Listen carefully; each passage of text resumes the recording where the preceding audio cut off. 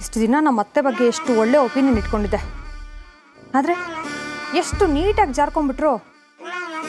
Boutique open ಮಾಡೋಕ್ಕೆ permission ಕೊಡ್ತಾರಂತೆ, ಆದರೆ ದುಡ್ಡು ಕೊಡಲ್ವಂತೆ. ನೀನೇ ಹೇಳು, ಇದು ನ್ಯಾಯನಾ? ಅಲ್ಲ ಹೋಗಿ, ನಮ್ಮ ಕಂಪ್ನಿ ಶೇರ್ಸು ಅಕೌಂಟ್ಸು ಎಲ್ಲ ಇರೋದು ನಮ್ಮ ಮಾವನ ಹೆಸರಲ್ಲಿ. ಮಾವ ದುಡ್ಡು ಬಿಚ್ಚಬೇಕು ಅಂದರೆ ಅತ್ತೆ ಪರ್ಮಿಷನ್ ಕೊಡಲೇಬೇಕು.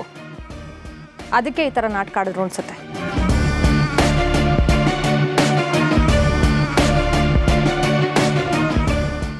ಬೊಟಿಕ್ ಓಪನ್ ಮಾಡೋದಕ್ಕೆ ನಿನಗೇನು ಎಕ್ಸ್ಪೀರಿಯನ್ಸ್ ಇದೆ ಅಂತ ಕೇಳ್ತಾರೆ. ಈ ಪ್ರತಿಭಾ ಪತ್ತೆದಾರಿಕೆ ಮಾಡ್ತಾಳಲ್ಲ, ಅವಳಿಗೇನು ಎಕ್ಸ್ಪೀರಿಯನ್ಸ್ ಇದೆ? ಅಲ್ಲ, ಅವಳ ಮೇಲಿನ ಜಿದ್ದಿಗೆ ನಾನು ಬೊಟಿಕ್ ಓಪನ್ ಮಾಡಬೇಕಾ?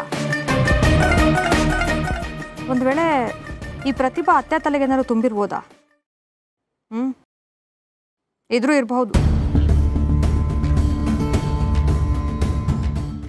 ಹಣನ ನಾನೇ ಹೊಂದಿಸ್ಕೋಬೇಕಂತೆ. ಅದ್ರ ಮೇಲೆ ಆಗತ್ತಾ ಅನ್ನೋ ಡೌಟ್, ಕ್ವಶನ್ ಮಾರ್ಕ್ ಬೇರೆ. ಪರವಾಗಿಲ್ಲ, ನಾನು ಇದನ್ನು ಚಾಲೆಂಜಾಗಿ ತಗೋತೀನಿ. ಯಾರ ಸಹಾಯನೂ ಇಲ್ಲದೆ ದೊಡ್ಡ ಬೊಟಿಕ್ ಓಪನ್ ಮಾಡೇ ಮಾಡ್ತೀನಿ. ಟೇಪ್ನ ನಿನ್ನ ಕೈಯಲ್ಲೇ ಕಟ್ ಮಾಡಿಸ್ತೀನಿ. ಆದರೆ ಹಣ ಹೇಗೆ ಅಡ್ಜಸ್ಟ್ ಮಾಡೋದು?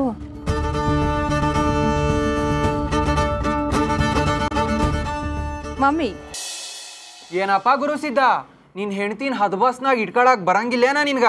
ಯಾಕ್ಲೆ ಹಂಗ ಮಾತಾಡಕತ್ತೆ? ಅಲ್ಲಪ್ಪ ಗುರುಸಿದ್ದ, ನಾವೆಲ್ರೂ ಇವತ್ತು ಸಂತಿಗೆ ಹೋಗಿದ್ವಿ.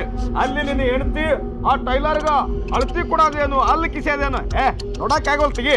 ಲೇ ನನ್ನ ಹೆಂಡತಿ ಹಾಲ್ ನಂತೋಳು, ಆಕಿ ಮನ್ಸು ಹಾಲ್ ಇದ್ದಂಗೆ ಇರ್ತದೆ. ಅವಳ ಎಲ್ಲಾರು ಕೂಡ ನಗ್ನಗ್ತಾ ಮಾತಾಡ್ಕೊಂಡಿರ್ತಾಳ ಅಷ್ಟ.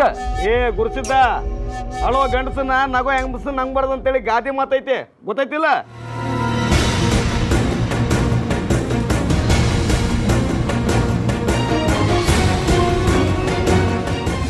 ಗುರುಸಿದ್ದ, ಒಂದಾದ್ರೆ ಹೇಳ್ತಿರ್ಲಿಲ್ಲ. ನಿಮ್ಮ ಅಕ್ಕಿ ಗೆಳೆಯ ಬಂದಾನಂತಲ್ಲ, ಅವನು ಕೂಡ ಯಾವಾಗೂ ಮೈ ಮುಟ್ಕೊಂಡು ಅಲ್ಲಿ ಕಿರ್ಕೊಂಡು ನಗ್ತಾ ಇರ್ತಾಳ. ಒಳ್ಳೆ ಸಂಸಾರ ಮಾಡಿ ಹೆಣ್ಮಕ್ಳ ಲಕ್ಷಣ ಅಲ್ಲಪ್ಪ ಅದು. ನೋಡು, ನೀ ನನಗೆ ಗೆಳೆಯ ಅಂತ ನಾನು ಕಾಳಜಿಯಿಂದ ಹೇಳ್ತೀನಿ, ಸ್ವಲ್ಪ ವಿಚಾರ ಮಾಡು.